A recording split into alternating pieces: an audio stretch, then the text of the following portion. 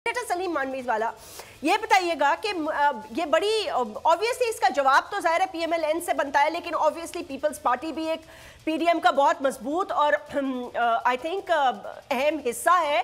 फिर हुकूमत आपके पास यहाँ भी है, वफाक में फॉरेन मिनिस्टर है, हेल्थ मिनिस्टर है।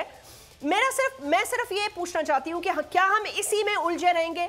अभी हालिया जो एक कैंपेन, स्लैंडरिंग कैंपेन शुरू की जजेस के हवाले से, फिर 5 का टोला, फिर नवाज शरीफ साहब के खिलाफ ये तमाम कुछ हुआ, सब कुछ हुआ, बकौल मरियम साहिबा के असल साजिश तो उनके खिलाफ हुई। पीपल्स पार्टी मामलात को किस तरह देखती है? आपको लगता है कि ये उलझ कर इलेक्शंस को डिले करने के टैक्टिक्स है? क्योंकि जो कोर्ट में जो जमा कराया गया है ना फारूकेश नाइक साहब की तरफ से, वो तो पीडीएम की तरफ से जमा कराया गया है, तो क्या पीपल्स पार्टी का भी जाहिर है यही मौकिफ है? जैस्मिन, एक तो मैं आपको बता दूं कि चेयरमैन बिलावल ने कई दफ़ा कई ओकेजन्स पे ये बात कही है कि we are not in favour of delaying of elections, और even in the by election हमने अपनी नॉमिनेशन, और मैंने कराची से खुद अपनी नॉमिनेशन जमा कराई जी। तो मेरा कहने का मतलब ये है कि I don't think we are keen. Farooq Naik साहब का मुझे जहाँ तक व्यू लग रहा है, ऑब्वियसली वो सब पार्टियों को रिप्रेजेंट कर रहे थे, तो वो उनका व्यू ये है कि because this is a major issue, और उसके लिए कई दफ़ा आप देखें कि ये डिमांड की गई है, not only in political cases but other constitutional crisis also, that इसको फुल बेंच सुने जी। और चीफ जस्टिस ने फुल बेंच बनाई है इन कई केसेस में। तो ये कोई इलीगल डिमांड नहीं है, ये कोई, और ऐसी डिमांड्स लॉयर्स जजेस के सामने करते रहते हैं। तो इसको ये कहना कि जी ये डिसीजन एक्सेप्ट कर लिया तो आप ये भी कर लें, ये डिसीजन आपको पसंद नहीं आया, ऐसी कोई बात नहीं। तो ये तो चीफ जस्टिस के ऊपर है। If he doesn't make the full bench, it's his decision. If he makes that is also acceptable. If he makes a full bench, that is also acceptable. That is absolutely fine, Senator Saleem Manvi वाला साहब, that is absolutely fine. वो तो आपका हक है, कानूनी आईनी तौर पर आपका हक है, पीडीएम का हक है कि वो अपना मौकिफ कोर्ट में रखे, जैसे भी रखे। लेकिन अगर कोर्ट में एक केस है, सुओ मोटो है, इलेक्शंस के हवाले से आईनी सवाल उठाए जा रहे हैं, उसके बाहर जजेस की तज़ीक उनके हवाले से ऑडियोज, चीजें सामने लाना, आपको नहीं लगता कि ये हुकूमत के फेवर में नहीं जा रही बातें? मतलब है I really don't know how to put my words together because PEMRA और दीगर मामलात यहाँ पे हैं। जैसे मैंने एग्जांपल दिया, खान साहब ने एक बात की तो उनको उठा लिया गया, उनको माफ़ी भी मंगवाई गई, लेकिन एक बहुत बड़ी पार्टी जो आपके साथ, आपके आई मीन लाइक जिनके प्राइम मिनिस्टर है शहबाज शरीफ साहब, मरियम साहिबा जिस तरह की ज़बान इस्तेमाल कर रही हैं, मतलब उस पर आपका क्या मौक़िफ़ है? पीपल्स पार्टी का क्या मौक़िफ़ है?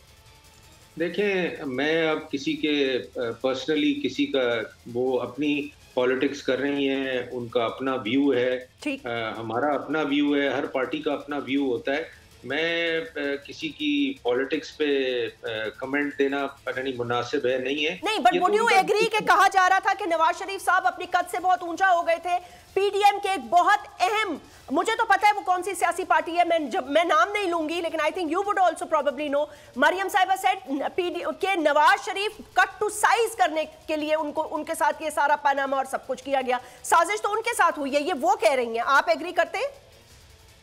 देखें जी, मैं I can agree to disagree, but the thing is the point is कि ये उनका मौकिफ है ना, मतलब jasmine, who are we to say कि she is wrong or she is right? What maybe she knows, I don't know and you don't know. True. तो ये उनका opinion है, मतलब it's okay, she is giving her opinion.